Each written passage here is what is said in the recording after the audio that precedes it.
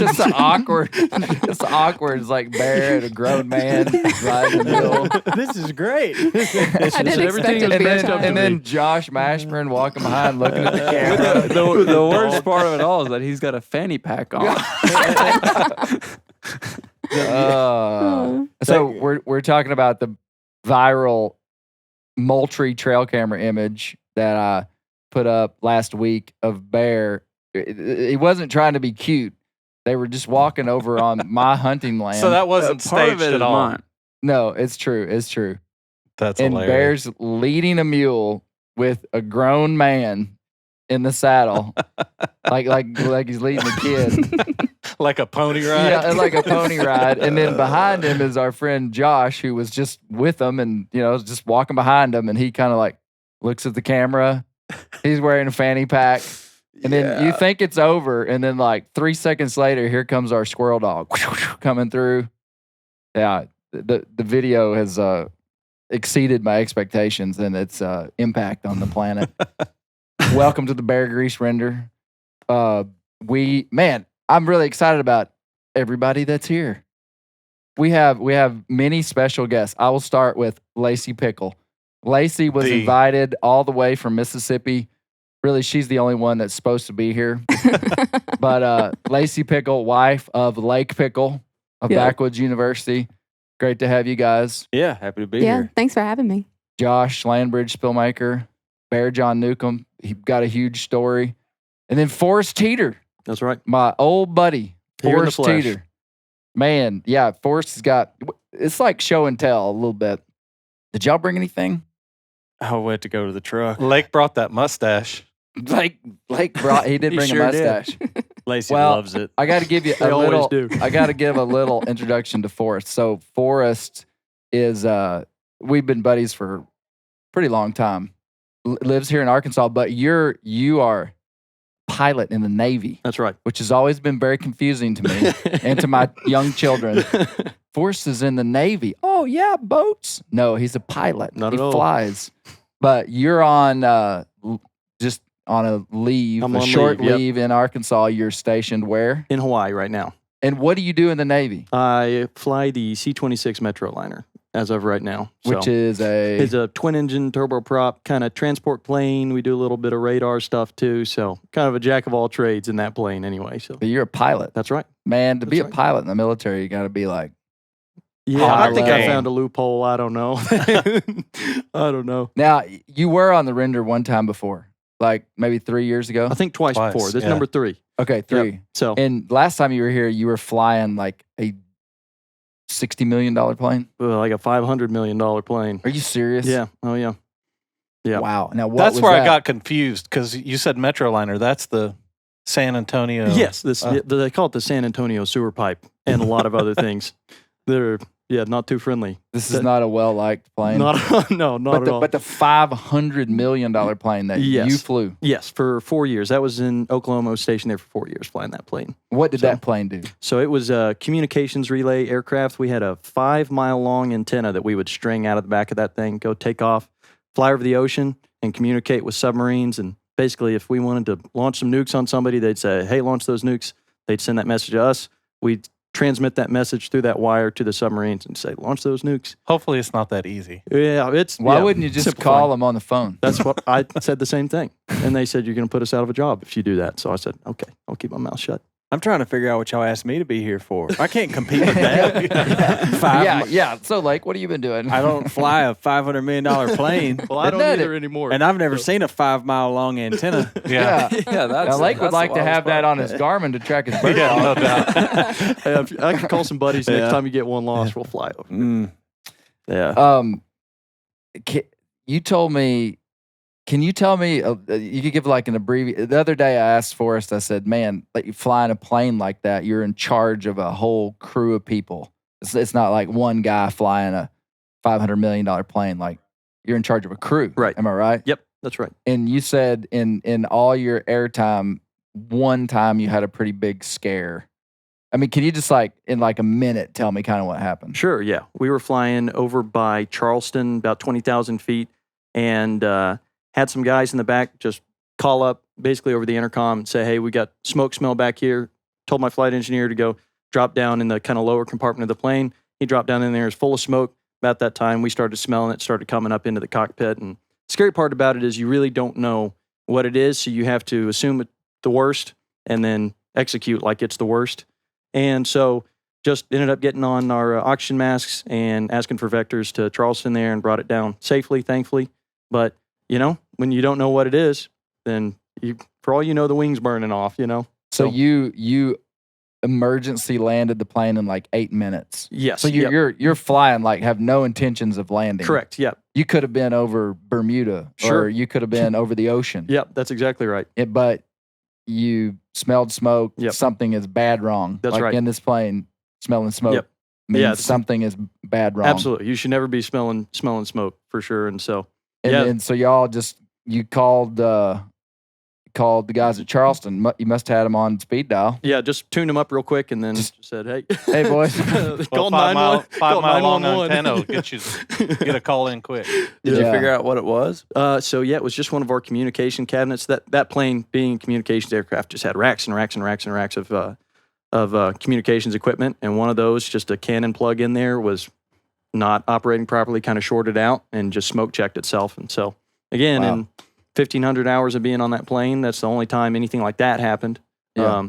But total crew effort, when that kind of stuff happens, everybody has like a role to play. So far and away, not just me up there doing stuff, but flight engineer, all the other guys too. So That's all it pretty takes wild. to get it Well, on that's deck. a lot of trust that they put in. I mean, we all put in any pilot Yeah. that would get on a plane in, but In an old redneck.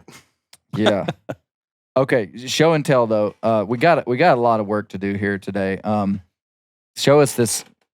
We got all wrapped up here. Okay, tell me about that buck.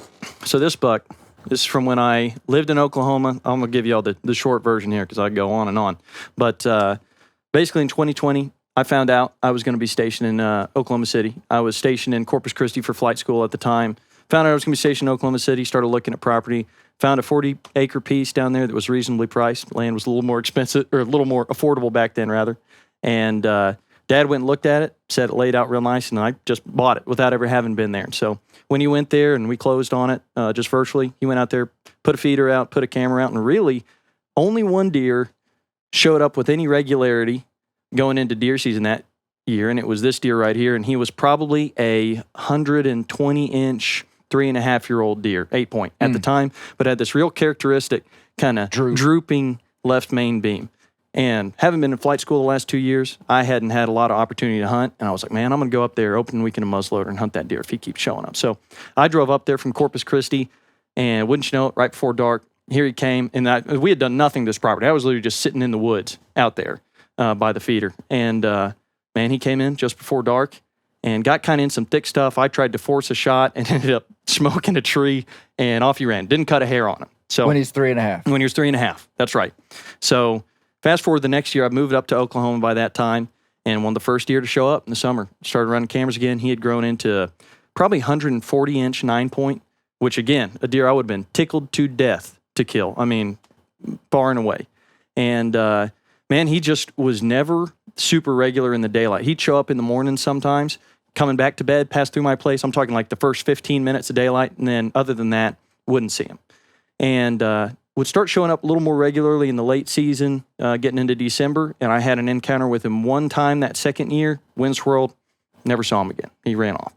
So 2022, he blew up into, he would have been 5.5 at this time. And now he's 6. Yep, so he's 6 here. So 2022, he was 5.5, and he was probably 150-inch deer at the time. 9-point, mainframe 9 still with some trash now.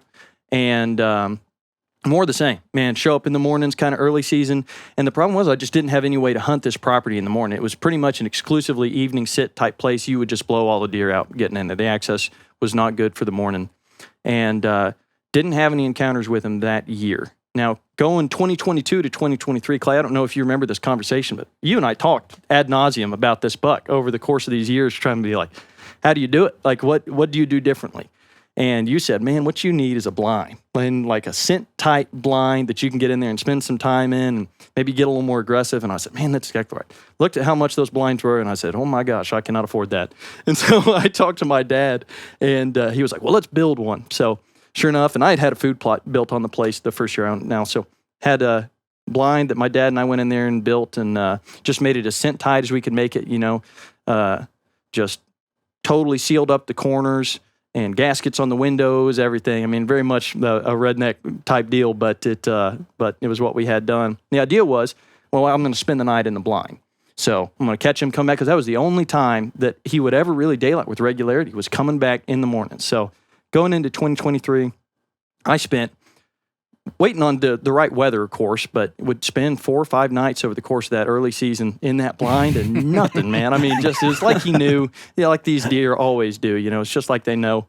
And finally going into kind of late November, I believe it was, rifle season, spent the night in the blind again, and then 30 minutes before daylight, I wake up and I look outside, and it's big, bright moon, and there he was. I mean, 20 yards away, even without binos, without looking through the rifle scope or anything, I could just see him there. And I was like, man, I hope he sticks around. And about 10 minutes before legal light, just walked off. And I was just like, well, that's, I'm sure that's won't come back to bite me. So after that, I had to deploy. Like I was telling y'all earlier, it's about month-long deployments for me at the time, kind of non-standard. I'd be gone for a month and home for about 3 weeks. And I was on deployment getting into December. It was about mid-December. And he just started daylighting in the evening, just showing up those last 5 minutes of legal light. And my dad is, of course, on all my cameras and stuff. And I said, Dad, it's going to be us or it's going to be the neighbors. And I want it to be us, And so I told him, go in there and get him. Dad went and sat. First evening sit, he went in there and killed him. And in the evening. In the evening. Yeah, so, built the blind, kill him in the morning, and ends up shooting him in the evening. So, but Forrest's dad is a really veteran hunter. Killed a lot of big deer. Mm-hmm. But I thought that was pretty cool. Yeah. He'd hunted that deer that long. He gets deployed. Yep. Mm-hmm. And then has the call-in dad. Yep. I blame the U.S. And government. Now, for the record, I was number 3 on the list. That's right. If Dad couldn't have made it, yep. It was going to be, well, Clay, man, I'm sorry, man. Yeah. I'm over here fighting a war. I need you to go take care of this buck. There was a short list of guys that I was going to send in on, because I was like, it's just hard to watch them just walk around like that, and know that you could do something. Obviously, I couldn't do anything about it at the time, but you were on the short list there. 160 something. 160 and 4/8, I think, is what we came. Look at that deer. Heavy. Man, I bet you were going insane seeing those pictures. It was horrible. It was so horrible. But that's cool. The decision to send Dad in there was not a hard one. He'd obviously put me in position to do it many times over in my life, and so. Sheesh, man. That's cool. That's a good cool story. Yeah. Sorry, I said that was going to be short. That wasn't short at all. It's a good story. It was entertaining. Well, to change the topic to small fish of the Gulf. The lake. Yeah. What a segue. That was subtle. Man. So Lake on Backwoods University, his podcast that's on this feed. Mm. He hit a real home run that was like investigative journalism. True investigative journalism that became really relevant. So you did a podcast on menhaden, which none of us knew we were interested in. I didn't even know what menhaden. I'd never even heard of it. Were you interested in it, Lacey? At first, I was just like, you're going to have to tell me what this is. Yeah. I've not even heard of it before. And So my mother, who listens to everything I put out, she called me and she was like, I don't even know what a menhaden or a pokey is, but now I care about it. Yeah. Well, so if you haven't listened to the episodes, you can, but give just like a minute 30 or 30, just a short story. But I want to get to where your podcast and your name came up. The news. Yeah. So menhaden fishing, and menhaden is a small, it's like a bait fish, pretty much. If you've fished any on the Gulf, you've probably seen them, and if you didn't, you've probably seen it and just didn't know you seen it. I mean, they're very common, and they've been a commercially harvested fish since like the late 1800s, and they're used for cosmetics. They're used for human supplements like fish oil pills that comes from menhaden dog food, all kinds of stuff. Where it comes in now is basically this practice has been outlawed almost everywhere in the coastal waters of the United States, with exceptions of Virginia, I think that's right, and then along the Gulf Coast. So Mississippi has some menhaden fishing. Their laws are a little bit more strict than Louisiana's are. Texas, along the eastern coast of Texas, has menhaden fishing, but they have very strict boundaries. Louisiana has the most it's not free for all, but as far as menhaden regulations goes, they have the most liberalized regulations. I mean, they can go almost anywhere. So up until 2 years ago, these commercial fishing vessels, which if you've seen, we have videos of them. I mean, it's a large operation. They have spotter planes in the sky. They have a huge vessel, and then they have 2 to 3 to 4 smaller vessels. You could, Forrest could, if this Navy thing doesn't work out. Go on. You could fly. You could fly one of those small. Yeah, but they. I'll talk to you later. Talk to y'all. But they go after these fish, and it gets the. You want me to hit on the controversy of it, or yeah, this is good. So these fish they stay in mostly Lacy, shallower. if he starts getting boring, just kind of bump it and pull your mic out just a little bit. And Forrest, put yours a little closer. Yes, sir. Kind of like a orchestra master. So they go in and they net these fish, but the menhaden, they school up and they stay shallow. So the problems come in is twofold. One, when they go after these schools of fish, they have to go, sometimes, like water that's shallower than 10 feet. Very, very shallow These are water. huge ships. Huge ships with very long drafting nets. So when they go and net these huge schools of fish, they're tearing up the bottom of the ocean, or the ocean, the water bottom right there. 2 is the controversy with recreational fishermen. There's viral videos. People probably seen them. They allegedly went in on some people that were fishing tarpon. Tarpon ended up in the net. If you're fishing, again, they're targeted as forage fish. So a lot of times folks are catching redfish or tarpon because they're feeding on these schools of menhaden. Well, those folks come in and net, those menhaden while your fishing's done, and so this has been something that has been ongoing for years.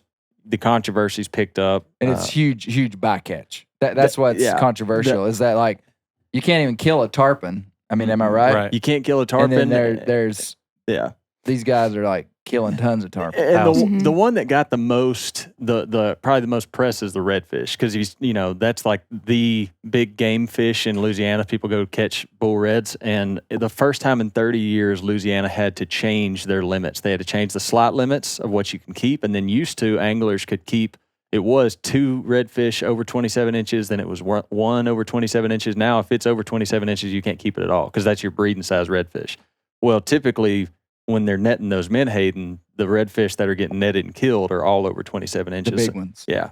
So in that bycatch study that the TRCP did, there was 22,000 breeding size redfish that got killed in 2024. So, yeah. Wow. And so you did this podcast, and it was really good. It was really cool. It was he interviewed a lot of different people, and it was kind of like he's like the Geraldo Rivera of the Bear Grease feed. For those of you over 45. yeah. But so there's what was it just happened that the podcast came out right before a big decision was made in Louisiana, and they brought up the podcast in the Wildlife Commission meeting. And I would love to say that I timed it that way on purpose. I did not. I saw the article from TRCP come out. I was very interested in it. So I went and chased down this episode. I interviewed Chris Macaluso, who works for TRCP, and then I interviewed a couple different charter fishing guides. And the guy was like, "When's this going to come out?" And I said, "Well, probably be last week in November, I think it was." And the week after it came out, they had a Wildlife Commission meeting in Louisiana about changing the regulations for menhaden fishing. And the episode came up in the meeting. They called out the show by name. One of the commissioners, one of the guys that had the vote, called out the show and said he'd listen to it because he was trying to. He was Louisiana guy, obviously, but he lives more inland, so the coastal stuff he was trying to learn. Yeah, which I thought was really cool. He said he learned a lot, and he said the podcast was really good. Yeah, it was flattering, man. It was cool to hear. What'd you think, Lacy? It was great feedback, and obviously proud of him for doing so well with the podcast. But what? He's awfully proud that you're proud. Oh. If Lacy's proud of me, then I'm good. There you go. That was good. Yep. Well, that's pretty cool. Yeah. And y'all are coming back from to now switch to invasive birds. Y'all been hunting pheasant. Invasive. I mean, am I wrong? So you're Not wrong at all. well. You're right on. Ironically, the next Backwoods University that comes out is on pheasants, and I'm focusing how they're the most beloved non-native wildlife in the country. Yeah. And the biologist that I interviewed, he goes, I really want to hone in on that there's a difference between non-native and invasive.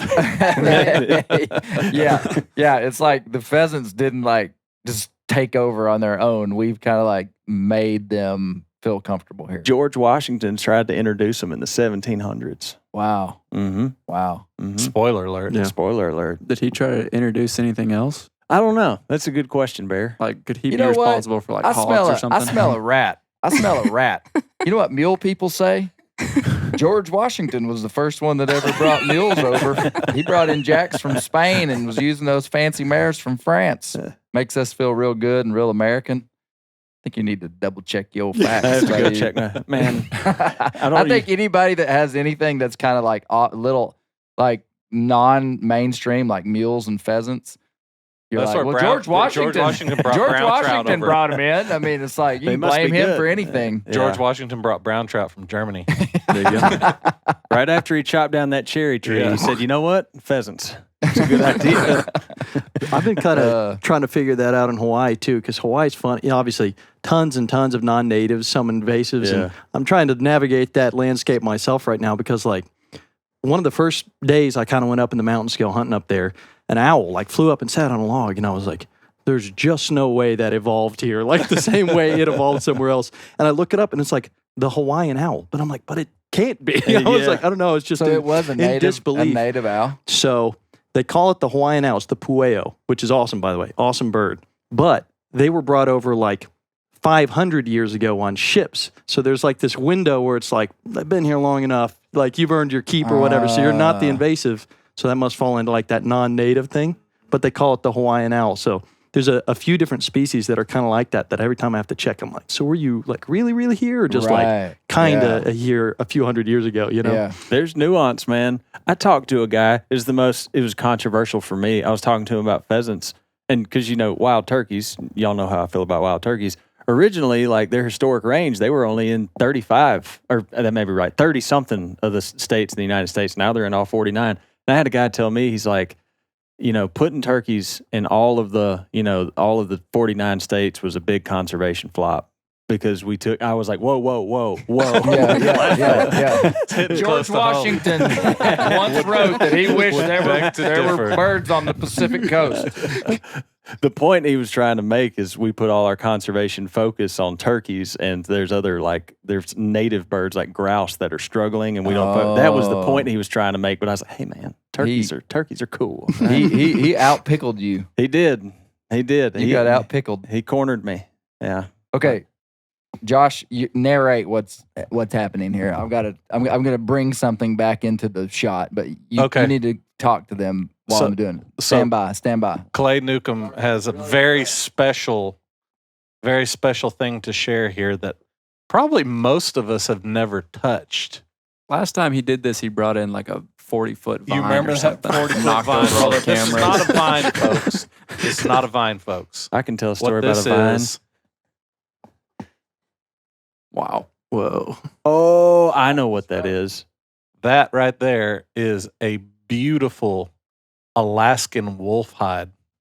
So I have Look at the I actually dark- have 3, but I just got these back from the taxidermist, and these are Alexander Archipelago Canis lupus. So it's a George Washington bring those two? Washington put these on the islands in southeast Alaska.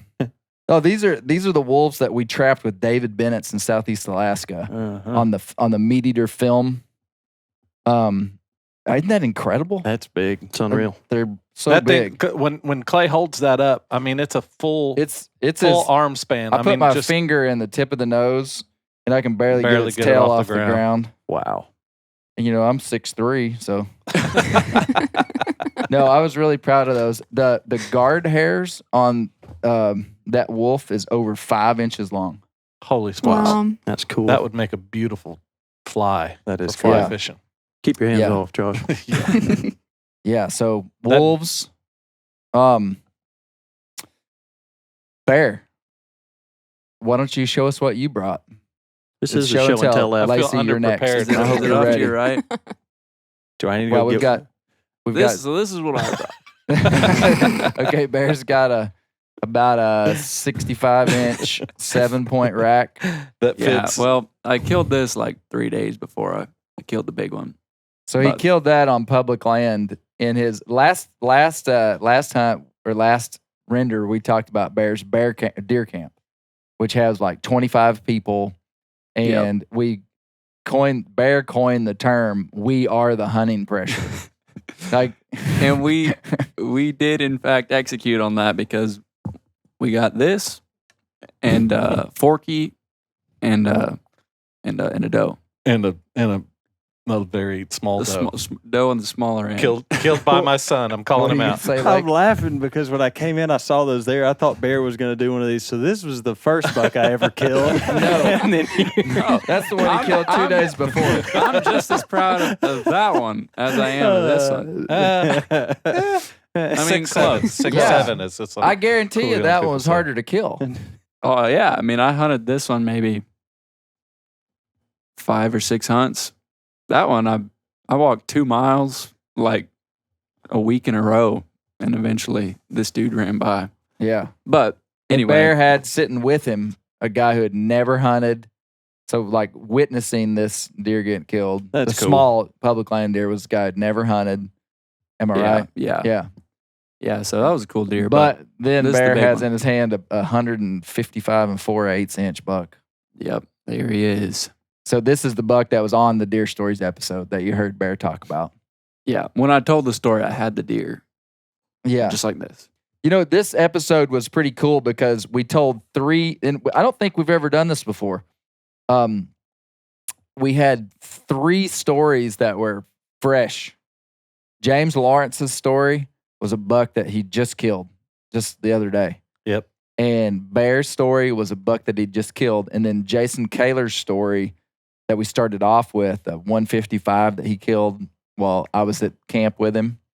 You know, so that was pretty cool that they were, a lot of times we're telling like old stories, Right. you know, but it was pretty cool that these were all just like fresh. And what nobody knows is that I killed a deer, Lacey, on the day he killed that one. Oh, really? You didn't know that, did you? I did not. Yep, it was overshadowed by that one. I didn't even tell anybody. Would y'all like to congratulate me? It was a nice buck. Oh, thanks, guys. No, I was in Oklahoma. I was in Oklahoma. We'd been there for 4 days. Had Isaac Neal with me, who was filming, and we'd had a great hunt, but hadn't seen any big deer. But just felt like it was going to happen any day. I mean, we were seeing a lot of deer, even though the place we're hunting had changed dramatically because they bulldozed a bunch of it for cattle. And anyway, this at 3:15 on October the 10th, a deer comes by and I'm like, that's him. Shoot him. Get out of the tree. Basically, I mean, the deer falls within sight. We get to the truck and it's starting to get dark. It's about the time I hunted for a couple more hours. I was going to shoot a doe. Could have shot a doe bear, by the way, but didn't. Because I thought maybe a buck was following it. I had the big doe come in and I could tell there was deer behind. And so I was waiting because I had 2 buck tags. And I was like, man, I'd be bummed out if I shot that doe and it had a bigger buck behind it. Anyway, get to the truck and my phone rings and it's like right at prime time. And it's Bear. And Bear doesn't call his dad that often. It's just a chit chat. And I knew that he was hunting that buck. And so I just picked up the phone and I said, did you kill him? And he said, I killed him, Dad. He was in that whisper yell, you know, Yeah. like that whisper yell voice. Yeah. And I was driving Isaac Neal's truck in the driver's seat. Did you hear me? I started banging the steering wheel like uncontrollably, just going, Does yes, Isaac you know got this? him. And Isaac actually put his hand on my shoulder and said, don't hurt my truck, Clay. He thought I was going to break the steering wheel. He said the steering wheel was doing like this. I was like, sorry, man. And I put Bear on speakerphone and we talked.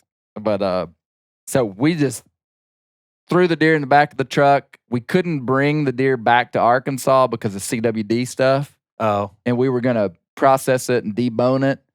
And I was like, we don't have time. We got to get back. And so I dropped it off at a processor that we just drove up, found a processor, had a walk-in cooler, yeah. And so we just so the deer completely overshadowed the deer that I killed. I mean, it was almost that big, but no, it wasn't. No, it wasn't. But cool. Awesome deer. Yeah. Well, okay. Deer Stories episode. Was there anything else we were supposed to talk about? I don't think so. Blake, was there anything? Lacy, anything else? Non-deer? Because once we start talking about deer stories, we're like off to the races. Lacy shot good on her pheasant hunt. That's what I heard. Yeah. It's the only other thing I think to add. She shot really well. Thank you. So how many? So tell me, like you were using your dog. Oh, yeah. Yeah. Now, is he pointing or flushing? Flushing. Oh, he's flushing. So he's Loves it. Yeah. he just has to stay close enough that if the bird gets up, That's the desired outcome. I tell folks, because I tell folks, I'm like, I have a pheasant dog, but he's a Mississippi resident. And normally, this is his average. When we go pheasant hunting, he normally takes him about a day to get tuned in. And then a trip, if I'm up there for a week or more, he's going to have at least one, usually one, maybe two of like, uh-oh. And this trip, he didn't have a single mess up until the last evening. And all of a sudden, I see like 3 roosters get up 80 yards away. I'm There like, are more than that. Well, some of them were hens. 3 of them were roosters. And Knox got a little far out there. And I was like, okay. so that's what a mess up would be. He got too far out. No, Yeah. but like, you didn't see him get that far? No. I was trying to film her and walk behind her. And I normally would notice him getting that far out, but I did not. And I was not happy about that. But I was like, well, that's your one mess up for the trip. And then he was fine. But she shot really well. How many did you kill? 3. 3. Yeah. Okay. Yep. Now you're a duck hunter too, though. Yeah. Now I am. Yeah. Oh, yeah. After this past one, I could say that I am. Yep. Yeah. So you're a wing shooter. I suppose so. Old wing shooter. That's it. That's what Yep. they call me. That's what they call her, the old wing shooter. I can get behind that. I mean, we may want to change the old Yeah. to something more, softer. I'll let you work on it. Let me know. How about just the wing shooter? Okay. That's it. The wing shooter. I will It's been decided. Quick story about the first duck she shot is it was late season, and this group of like a 12-pack of mallards just falls out of the sky like they just had to land where we were. And I tell her to shoot, and she pulls up and boom, boom, shoots twice. 2 ducks fall. I send Knox out, and I'm like, yes. And she comes back. She's like, is that okay? And I'm like, was what okay? And she goes, I shot 2. Can I do that? And I was like, yeah, the limit of mallards is 4. She goes, well, if I hadn't known that, I'd have shot 3. That could have kept shooting. That's funny. That's good shooting, though. Yeah, she's good. I heard a story this week about somebody, and I can't say their name, but they shot. I can't tell the story. Never mind. Oh, It was about shooting one over the limit, but it was an accident, and it was a Right. younger person, and they kind of got excited, but I can't tell that story. nope. I don't know what made me think I could. I got one more thing to add before we go to deer, because it's worth, since I'm sitting in his chair. I got a Brent Reaves. Oh. I have to shout out Brent Reaves. Yes. So driving up here, I had a vehicle failure in Arkansas. I mean, my truck's loaded down with stuff. I'm supposed to be in South Dakota because the first week I was up there was for an Onyx thing. And anyway, I'm in a bind, right? So I have to limp my truck to a dealership and try to figure out, got to get a rental, all that stuff and sorted. And I'm like, Brent lives close to here. I called Brent, told him what was going on. It wasn't 15 minutes. Here come a pair of overalls coming across that parking lot. Is that right? Oh, yeah. He broke down right in his town. And he come picked me up, loaded me up, took me to the car rental place. And yeah. That's what we were joking. It's like someone ought to cue up that Tracy Lawrence song. What song is that? The Find Out Who Your Friends Are song. Oh, okay. I got you. But Now, yeah. did you get your truck back? We have to, when we leave here, we have to go through Little Rock, through that dealership. You got to stay the night there, Oh no. No. Oh no. We'll make it home. It'll just be late. but you can pick it up at night. Mhm. Okay. Yeah. Yeah. Awesome. Yeah. Well, good job, Brent. Good job. What a man. Brent saves the day. He did. He did. Brent Reaves Yep. saves the day. He picked me up and gave me some moose sausage. He did. Yeah. Wow. Just a heck of a guy. I'll say. Wow. Wow. Moose sausage. Did you save me any of that? Yeah. You said you'd try to save me some. Mhm. Look how that went. So, anyway. Deer stories. Forrest, what story stood out to you? Oh, the Gary Newcomb one. No doubt. That was just imparting chaos into the deer hunting universe with no bad intentions whatsoever. Just to be like, Now, would Here you that go, have man. surprised you about my dad? no, I don't think so. No, I don't think so. That was just so funny, man. Well, I said it in the voiceover, but they called my dad back in the day Tinkerbell because he liked to tinker with stuff so Huh. much. His bows, Yeah. his stands. Like in another life, Dad would have been like a product designer. Yeah. He was designing tree stands and having them custom fabricated back in the early No way. 90s and late 80s. We've got some of the prototypes of the stand. He had one stand that he called the contraption, and it was That for the doesn't time. build a whole lot of confidence when you're For- getting in it. It was made of aluminum, and it was like just specced out to just the nth degree with what he wanted. Had a big seat. It was collapsible, and so imagine a stand built with 1-inch aluminum, and he took a drill and drilled out hundreds of holes in the contraption to make To it lighten way it. less.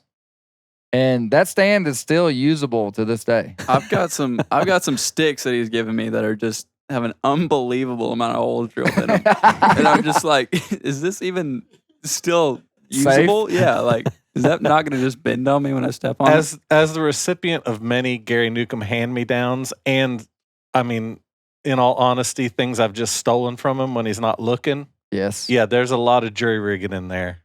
I feel like he missed like the saddle hunting generation. He would have thrived because it's all like gadgets and stuff. It's like, Yeah. well, Prusik, no, I use the aider and all that. Oh He yeah. missed his window there. Well, he, you know, he's not hunting really much anymore. Part of the it's a little bit of a bummer to me. I wish Dad would have not declared that he wasn't hunting anymore, but he kind of made a declaration like, "Hey, I'm not really hunting anymore." And so that's why he sold some of his stuff. That's why Dustin Craig yeah. had one of his old stands, is because he sold some of it. I mean, Dustin showed us that it was a platform for a saddle, and that platform was just bolted on there completely upside down. Oh. I mean, and Dustin didn't know any better because he's not experienced with the saddle, but he's like, man, this thing is just not working. Dustin's a really good deer hunter too. Yeah. He if he said it was a nice buck, it was. He guided out west too, didn't he? I think so. Yeah, he did some guiding elk. So for elk. Dustin's, I gotta Mule say deer. that I said it in the VO, but I'll say it again. One of the best deer stories that we've ever had told, in my opinion. Like if I were one day, we're going to do a compilation of the best deer stories because we've done them long enough that we probably have 40 or 50 deer stories, and it's not. If you've ever been the recipient of me or Josh calling you, asking you for a deer story, we're not just calling everybody in the world. No. We're trying to find like really specific style stories, and they're harder than you think. Yep. People that have hunted their whole lives sometimes maybe don't have. I mean, I've only got a couple of stories Yeah. maybe that would fit what I'm looking for, but Dale Craig, Dustin's dad, just has stacks. He's one of these guys that just has stacks of horns, just like out in a barn that just, he appreciates them, but he's just an old mountain hunter, hunting public land. And he told the story 3 years ago of seeing a buck. He's way out in the mountains, sees a buck he is on a steep hillside looking across a big holler over to a deer over here. he grunts, bah, grunts at this deer. And he had just taken a bite of an apple. So he had the apple in his right hand, grunt call in his left, and he had apple in his mouth when he saw the deer. He sets the apple down on the ground so that he can put his grunt call and grab his gun. And when he sets the apple down, he's getting his gun up, and he hears the apple start to roll. and he said the apple just starts kind of slow, and he just cringes, just like, oh, this deer's just like right there. And he said that apple started rolling, and it just started getting higher and higher. He said it was bouncing 4 feet off the ground. And he just thinks it's over. Well, it was the perfect decoy, because that buck heard a grunt, and then he hears what he thinks is a deer running. And the big buck, it was a big mountain buck, comes just storming in there with his hair all bristled up, just coming in for a fight, and just runs up right in his face and 50, 60 yards. And he kills the deer. That's Dustin Craig's dad. Okay. So, but anyway, yeah, that was a great story. Blake, which one stood out to you? Man, there was two of them that, because Lacy and I listened to it together, and I'm not going to steal yours, so I'll go with the other one. The recent one with your buddy when he was trying to get Jason up the tree. Kaler. Yes. Yeah, that's just, I mean, it's one of those things, it's like the apple story you were telling just a second ago. It would have been a good story regardless because it's a great deer. But you throw in the fact that, he's like, oh my gosh, and he's not even hooked to the tree yet. He's still hung from a lineman's rope and having to make it go together. I mean, that's just, I really enjoyed that because it's relatable. I can't relate to a deer quite that big, but just something where you have to make do because stuff's happening and you're not ready yet. Like that's what wasn't portrayed in that story is how hard it was to do what he did. I think 1 in 40 guys probably would have killed that deer. I mean, because he had his bow on his back. He had his release on his hand, which I never put my release on before I get in a tree. Really? No. I just don't. I'm release on from the truck. Are you really? Yeah. I always do. Oh, yeah. Okay. Well, maybe, 1 in 20 Each their might own. have killed it. Y'all two would have. But he didn't have his bow on a rope, which I always have my bow on a rope. He had it strung over, and he told why he didn't have it on the rope. But then the deer pops out, and he's, when you're judging yardage just by just your eye, it makes a difference, even just a few yards. Oh, yeah. So he guessed it at 40 yards and just 10 rings it. That was one of the most impressive parts to me 100%. because Yeah. It's happening fast, and it's so when you're in. I mean, assuming he's in the woods, I don't know how dense the timber was, but it's so easy. I mean, that just shows that he's been doing it a while. If he guessed it that good, Yeah. Oh, you yeah. know? He's a kid. He's a good hunter, real good hunter. That was a good one. Lacey, which one did you like? The guy that hunted with the family and the brothers, and he took his dog with him. It's just there was so much chaos, but it wrapped up so perfectly. And most good stories have a little bit of chaos, and his was just full of it. Yeah. It was so funny. Gary Farmer. That story cracked me up because he was like, just tell me where you want to drop the tailgate. That cracked me up. Well, just the scene of like the two brothers are fighting, a third brother pulls up and Right. just. When we heard it, Lacey goes, "It sounds like something that would happen in an Andy Griffith episode." Yeah. Like with the exactly. Darlin family or something. Yes, just that's perfect chaos. That was the vibe. Yeah. That was great. the vibe. Yeah.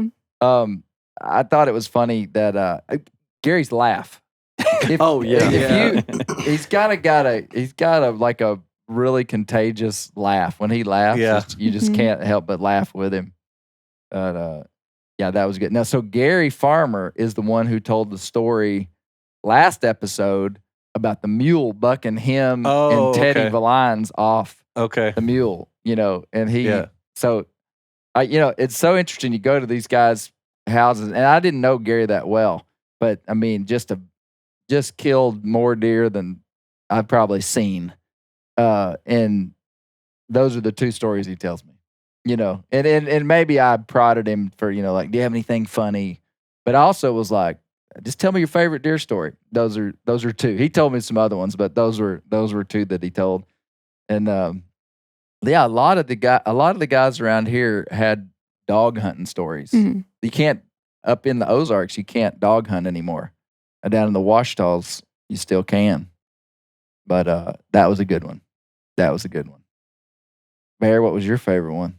Probably the Gary Newcomb story. Yeah, I think that I told you right before that something almost identical has happened to me. We borrowing Pawpaw's stuff. The first time I ever used a saddle, it was some of his stuff. And I don't remember exactly what happened, but I get way up the tree and platform falls out from under me. I'm just like, Probably hanging the on by same the rope. platform he sold. Yeah, probably was.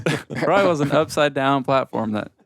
But anyway, I like that one. It just kind of speaks to the chaos that can happen while you're out there in the deer woods, the unpredictability. The fact that it lasted 2 full hours and then just like out of the blue just dropped on them was, and like right as a deer was coming was just, it was unbelievable. But yeah. I thought that was a good story. It scares you to death when the stand moves. Yeah, whenever Yeah. you're in the saddle and it just like, as it's settling in, that drop, Oh gosh. I always. Last week, twice. I've been sitting there for a long time, and my tether just kind of resituated just because Yeah. I went too far one way or the other, and just dropped you. Probably that far, and your heart about drops out Oh, of your yeah. chest. I can't imagine a platform actually No. falling out from underneath you. You'd have to clean your britches yeah, out. you think you're about to die. Do you have that moment when you're like fully entrusting your life to your tether? Like after you've unhooked your like lineman at the very top and you go, all right, it's clipped and here we go. And you're just like, and you're just like lean back and you're like, I'm alive. All right, cool. It's always that coming moment from the where we're like, airline pilot. I used my saddle for the first time week before last, and I have to be honest and say I left my lineman on just Oh yeah. just because I was like, eh. My dad still to this day does the same. He's like, I'm not taking that thing off. I was like, okay, Well, that's cool. By all means. I do something that I think everybody ought to do it. After you get your tether on, and forgive us for those of you who don't saddle hunt, but when you have your tether on and right when you I undo my lineman and hook it back onto itself Oh, and make a long loop. like another tether. Like, so if your tether failed, you wouldn't fall to the ground, right? Oh. You would be dangling Right. 5 feet, but it's never got in the way. Never got. Do you understand what Yeah, I'm I doing? see it It's now, a back. yeah. It's a backup. Yeah. Yeah. You'd never go climb some big, or as I understand mountain climbing, you have duplicitous safeties. Right. What do they call it? There's a Backup or redundancy. redundancy. you'll have a lot of redundancy. It makes me feel good. I've never thought about doing that. Yeah, and it can hurt you if it's too tight. You lose some, but if you get it long enough to where it's drooping long enough, you can have your full range of motion, and it's just clipped back in. So it's a few more cord, ropes hanging around that you Right. can get tangled up in, but it sure makes me feel good. Yeah. Yeah. Sure. You can't. I had to, talking about saddle stuff, I had to film a guy in North Dakota last week, my buddy Ben Bredigan. And I have this thing about hunting in stands that I didn't hang myself, just because you know what's there. And anyhow, I go to the top of this stick ladder, and I do have my lineman's on, so I'm good. But the very top of the ladder, and he had a lock on up there, and since I was filming, I was just hanging my saddle above it, and so I'd be above him, But I don't know what happened with that top ratchet strap for that ladder, and it didn't go anywhere. But talking about your heart stopping, it had just enough cinch in it. When I grabbed it, it gave about an inch, and I was like, Ben got up to stand. He's like, "What happened?" I was like, "The strap wasn't You were like, completely." I nearly died, Ben. Yeah, exactly. He killed a deer that morning, so it worked out. Yeah, but, y'all killed a nice deer yeah. in North Dakota. He North Dakota. He had a rifle tag, and was prepared to shoot all distances. That he had 7 PRC, and I saw him shoot with it before. It was good, and then that time of year he rattles. We rattled 3 times that morning, and every time a buck came in. Really? The third time, it was a big, mature buck, and he shot that deer at 20 yards. Wow. And we come out of a thicket, so we didn't see Right. it. I mean, but he rattles and then turned around to hang his antlers up. So he's facing me, because he's hanging the antlers up. And I'm like, Ben. They're just walking right towards us. And by the time he was like 50 yards when I saw him, but by the time Ben slips the rifle off and gets to us, I mean, he was literally 20, On top of 20 yards. I mean, That's an exciting hunt, man. it was cool. It was cool. Hey, I've got to tell one story about a tree stand incident, and it's associated with Gary Newcomb because it was when I was a young man and I was using his stands. It really wasn't his fault, but I kind of blame him. People say that a lot. It really wasn't Gary's fault. I mean, And then there's a butt that comes after. I mean, it really wasn't his fault, but I was using a Loggy Bayou tree stand. Goodbye. You remember that? I do. Loggy Bayou used to be like the El Primo climbing stand, and they had so imagine the old like API style, or just like regular style like climber, but it had a big metal band, and on the back of the metal was a little rubber piece that gripped the tree. And I remember I went hunting, and when I left town, it was real cold, and the tops of the mountains were kind of in the clouds. And when I got to the top of the mountain I was going to, there was frost and ice all over the north sides of the trees. It was like a big front had come through. So all the trees had half of them covered in like a half inch of ice. And I was like, man, this is going to be good. And I took that climber, and I was going to a spot Dad had found, and he'd told me where to go. And there was a good buck in there. And put the climber on the tree, and like it never occurred to me, this is a bad idea. There's like half of the tree is covered in a lot of, maybe a quarter inch of ice, a lot of ice. I start climbing up, and that rubber strap, when it would get on the ice, wouldn't grip very good, and it would kind of bounce around a little bit. But I went straight to the top of this big pine tree. One of these pines that didn't have a limb for 30 foot. I mean, I was well over 20 feet up in this tree. And when I get turned around to sit, I take my weight off of the bottom platform. And this is where it's Gary's fault. Is there was no string attached to the top platform to the bottom platform. And when I took my weight off, and that Loggy Bayou, it had just a seat that just like strung, and when I took my weight off of that thing just went and just went straight to the ground. I mean, 20 plus feet up. And I'm just sitting here just like this with my feet dangling. and the base of that thing is all the way down the ground, and there's ice all over the back of this tree. And I just sat there for a minute, and I'm just like, it's before cell phones. I didn't have a cell phone or anything, And it's in the evening, so it's going to get dark here in a couple hours. And I'm just like, dang, what am I going to do?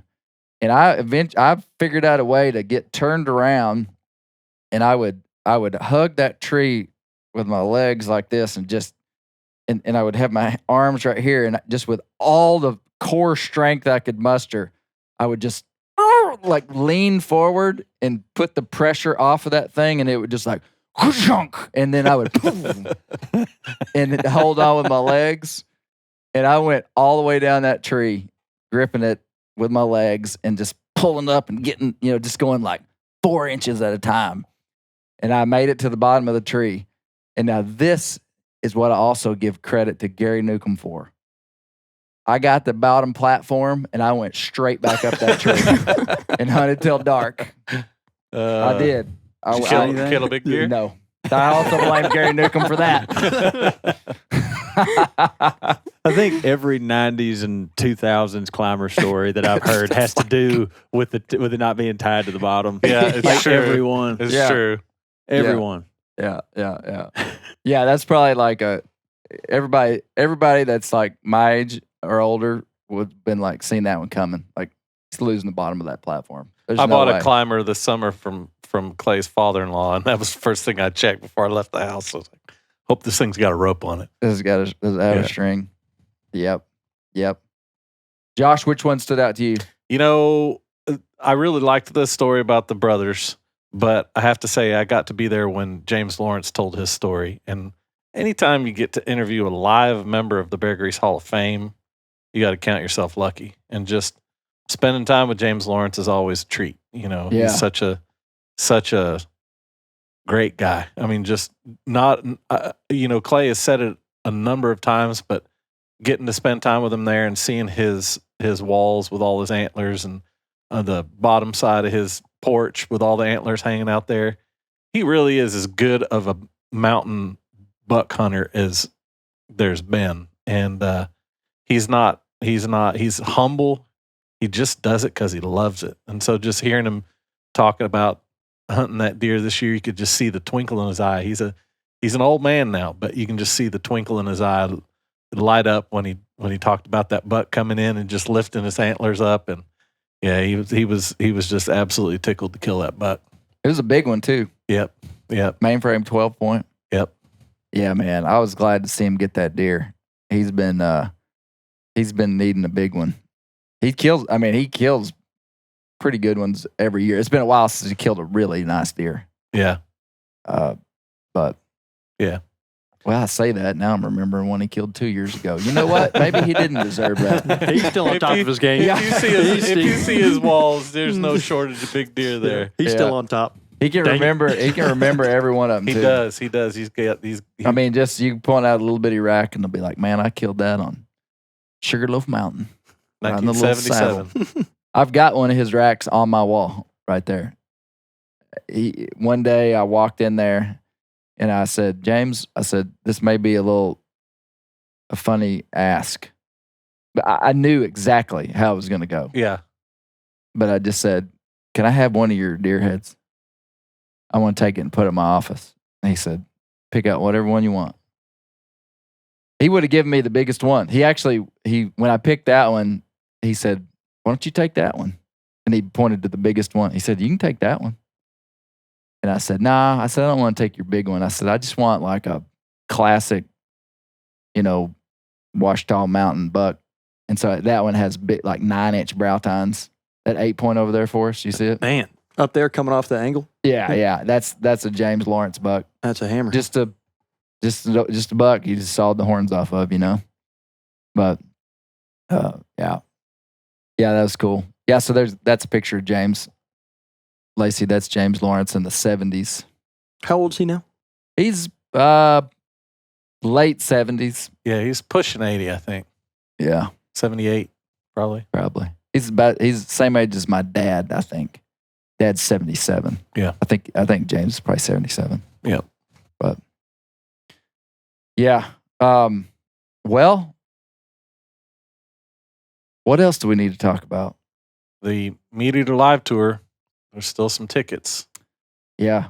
Birmingham, Nashville, Memphis. No tickets Not in Fayetteville. Dallas, Texas, Austin, Texas. Christmas tour. Gonna be big. You gonna go to one, Lake? Yeah, we'll go to the Memphis one. Nice. Yep. Nice. Forrest, you in? You got a Hawaii? Fire me up a Hawaii date. I'll be there. Why don't you just fly your big $50 million plane, $500 billion plane? Hey, you might be onto something there now. You could be. I'll swipe the credit card on the gas. You could land at Dallas Airport. You'd be there. How fast could you be from Hawaii to Dallas? In the previous plane, probably 8 hours. Holy smokes. Oh, wow. Would it That's take crazy. that long? That's a long way. It's a long way. The first to Hawaii. time I was I flew to impressed. Hawaii in that big plane, and that was the first time I'd ever done any even partially transoceanic anything. And we cross over California, and I'm looking out there. I'm like, man, the ocean is big. It really is big. I've been to the ocean, but you hadn't seen it from that perspective before, right? And 2 hours later, I'm like, the ocean is big, man. We just keep going. I'm like, it's unbelievable how vast it is. You just go and go and go and go, going, 600 knots, 550 knots, just going. How And fast is that in miles per hour? 650. Yeah. 550 would probably be about 650. 650 miles an hour, and Yeah. you're traveling for hours. Yeah, over from the ocean. coast, from the coast to Hawaii at airliner speeds, probably 4.5. If you're I think it's getting after it. 3,600 miles from the coast. Man, it is so far. It's crazy. Wow. It's like traveling the whole United States Yeah. again. The little plane I'm flying now is just like inter-island stuff. Like it couldn't make it to the mainland. It doesn't have the legs to make it to the mainland if it wanted to. Have you ever flown around the world? No, I've not. I've been, like I said, Hawaii, went to Bermuda, not landed in Bermuda. It's funny when you mentioned Bermuda, I literally, the only other time I had like a smoke scare in the plane was like over Bermuda in the middle of the night. Dang Bermuda Triangle. man. Dude, I almost fell victim to it. I was like, oh, you're kidding me. I was like, you can't be serious. Quicksand, Bermuda Triangle. Yep. And the Loch Ness Monster. Yep. Those were the big ones. Bigfoot. When I Big was a three. kid. Big four. Well, I mean, Yeah. Bigfoot's kind of been, He's Forever. stood the test of time. but you don't hear much about the Bermuda Triangle, quicksand, and the Loch Ness Monster. Yep. Terrifying. What are kids even afraid of today? Oh, Wi-Fi going down. We had a whole section on the Bermuda. If that's true. I remember learning about the Bermuda Triangle when I was in 3rd grade.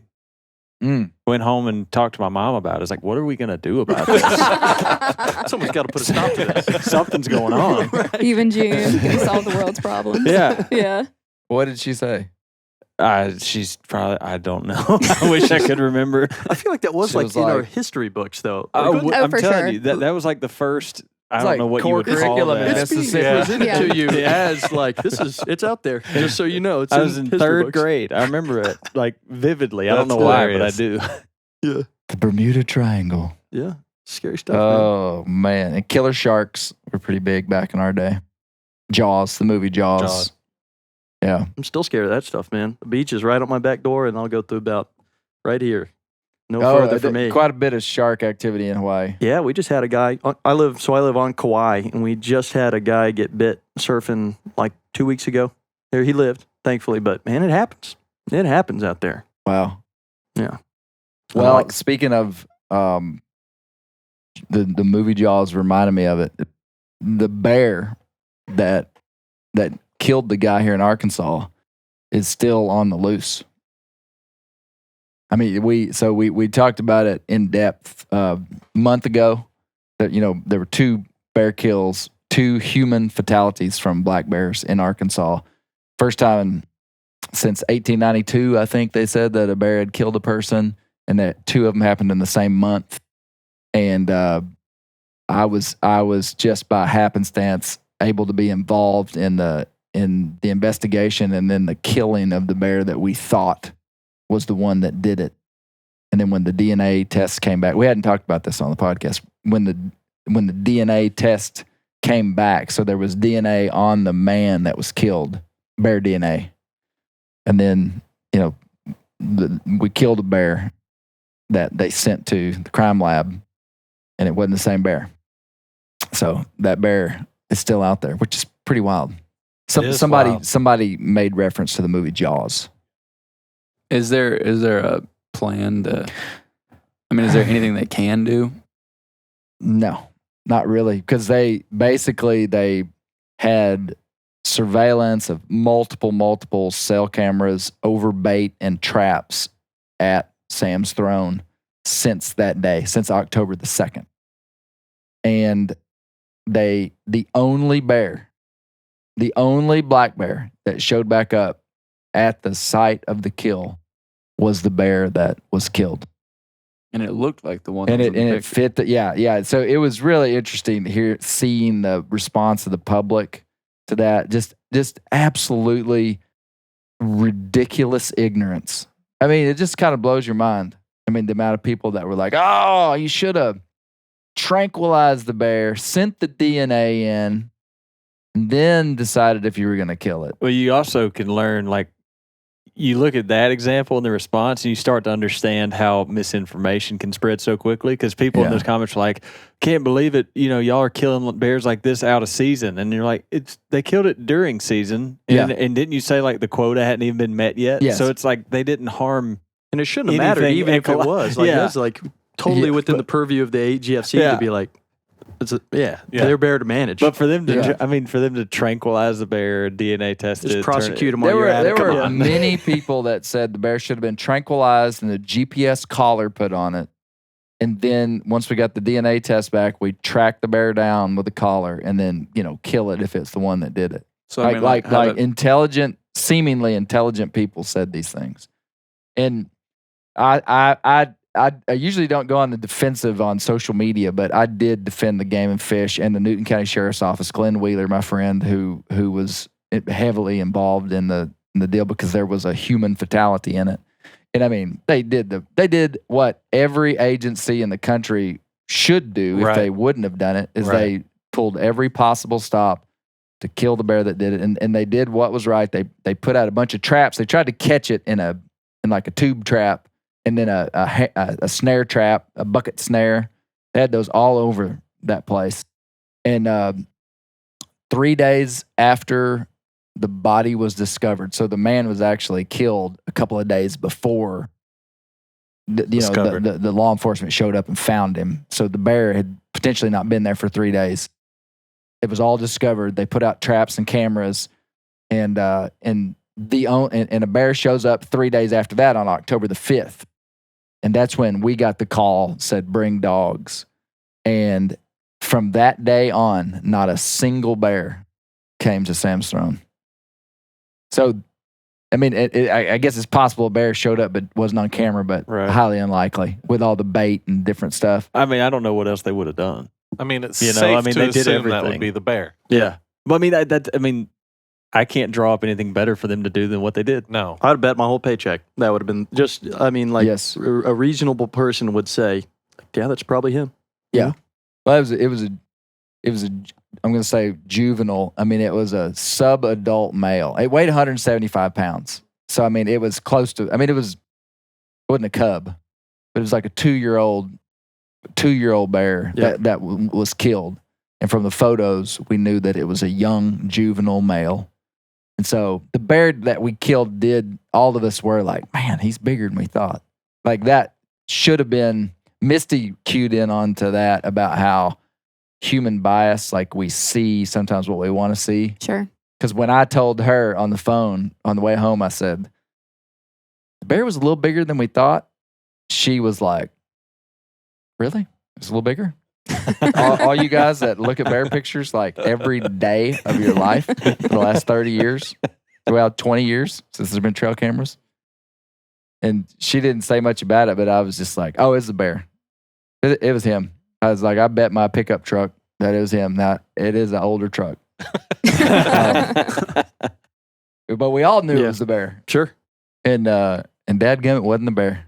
But it's interesting to think right now there's a man-killing bear out there. That is wild. You remember, speaking of the social media outrage and stuff, there was that guy a few years ago that killed that, like, he was a hiker or a jogger, killed that 40-pound mountain lion with his bare hands when it attacked him. And people on the internet were just like, that's a small one. I'm like, I do remember that. My head almost exploded when I saw people talking about that. I'm like, have you ever tried to hold a house cat that didn't want to be held? Yeah. It's just all you can do. An 8-pound house cat. Literally. Yeah. It's all you can do to hold on to it. And that was it. All credibility lost on the internet from that day forward. Could you imagine trying to make that argument? He killed that lion with his bare hands. Yeah, but it was small. It was a small mountain lion. That was the day I lost faith in the internet, I think. He lasted longer than me. Oh my goodness. Yeah, well, hey, thanks for everybody for coming. Forrest, thanks for coming, man. Dude, good to see be here. You. Lacey, thank you so much for coming. Yes. Glad I could make it. Yes, glad you could. Good job on the Keep up the good podcast. Keep stirring the pot, brother. I'm having fun doing it. He does do that. Our very own Geraldo Rivera. That's right. Geraldo Pickle Rivera. Bear, pick up that buck one more time. He picked up the small one. Shoot, man. I want to get a replica made of that deer so I can put it in my office. Yeah, man. You don't think Bear would let you have the real thing? Well, he's not like James Lawrence yet. Problem is, Clay'd call that a 145. Is the problem. Man, it's I'm true. off my game. I am an official Boone and Crockett scorer. There was a time in my life when I would have put myself up against anyone anyone about looking at a rack and guessing its score because I scored a lot of deer. The last 10 years, I have not scored a lot of deer. I'm an inactive Boone and Crockett scorer. And so, but the good news is that my judgment is calibrated low. Yeah. If you're going to be off, you want to that's be better than that's exactly being like, right. oh, that's a 165. Because everybody Lose all does that. credibility. I mean, I talked to one of my good buddies this week, and he said, Clay, people all over the internet talk about passing 140s. And he said, there are few people on planet Earth that would truly pass a 140. Now, I stand by that. Yeah. Even Midwest guys, I know the deer. I've been in the camps of the deer that you pass that were 140 and you kill the 130. I mean, like a 140 is a giant deer. Yeah. Very few people. Now, there are people, Grant, there are guys that absolutely are. Not me. Below 1%. Would Totally. you think that's right, Totally Forrest? agree. Totally agree. Yeah. That was a little bit of a rant. Yeah. No, I like it. Get fired up. But I think most people are like, man, I passed a 125-inch deer. No, you didn't. There's just no way. You passed a 115-inch. I told Clay we're going to get him some flashcards that he can review. And like, yes, and nobody steal that idea out there, actually. If someone's going to steal Well, my idea. Forrest sent me a picture of a deer that his brother killed. And I hate it when people do that because I don't want to be the guy that says, oh, that's a 160, and then it's not. I'm Right. usually the one that like puts their feet on the ground. I'm like, yeah, I bet that's a 130-inch deer. What did I say, 135? I think so. I think we're in the 130 start. It was I was- 157. I felt bad. I think I sent him another picture. I gave him like You're a like- chance of redemption. I said he was like 137. And I was like, all right. Clay was like, oh, that's a cute buck. Well, if you saw the picture, you would see it. I'll never forget Gary Believer Newcomb taking the knees right out from under me one time. Dad, I love you so much. I would say this to your face. When I killed that deer right on the wall that scored 169 inches, I remember I brought it to him and he just looked at it and he went, first time he'd ever seen it. I brought it, the rack, just like that, down to the management area where we were hunting at deer camp. I killed it on the 18th and we went to deer camp the next week. So I brought sawed off horns, pulled them out of the truck. I remember where we were standing. It was dark. I could take you to the spot. And he goes, where does it get its inches? I mean, he didn't go, wow, that's incredible. He said, I mean, basically it was like, he was like, it doesn't look 160, you know? You sure he wasn't just trying to take you down a few I notches? mean, Like keep I you think humble? he was, I mean, I was trying not to do that with Bear because I was the one who was like, man, that's an incredible deer, Bear. I bet it scores 145. That's what I told Clay when I looked at the pictures. I said, I think it's 145. Well, before I killed them, the pictures, I guessed 148. Yeah. Well, these tighter rack deer just don't have quite the wow factor. Yeah. But that deer had on that right side, it's got 22-inch main beams, 4-inch G1, 9.5-inch G2, 10-inch G4, 3, and then a 7-inch G4. I mean, that's a lot of inches. Yeah. Mhm. When you start adding it up, Mhm. but it's only 15 inches wide. What do you think, Lacy? I think that is an excellent deer. That's right. Proud of you. That's what it boils down to. Thank you. Yeah, I agree. Yeah. All right. One day, Gary Believer Newcomb will have to defend himself. But In the meantime, we'll just call him out. no, I credit so much of the tenacity that I see in my young son Bear here, bleeding right down through the bloodlines, starting at Lewin Newcomb, who was, you didn't want to go bird hunting with Lewin Newcomb. He'd walk into the ground with no lunch break. You know, you would. You He's would. looking at me. Yeah. It's like hunting with Lake. No, he's looking at me because of me. Are you the one who's wanting to go? Like, No, the the last food. day she pheasant hunted, we got after when she looked at me. I was talking about going to another spot. She goes, "I need food." I'm very food driven. Well, and you should fight for your rights. I do. You should stand up for. You need an advocate. Look, You I've got it. He knows. know? Well, Thanks everybody for coming. Appreciate it. Keep the wild places wild because that's where the bears live and those big bucks live.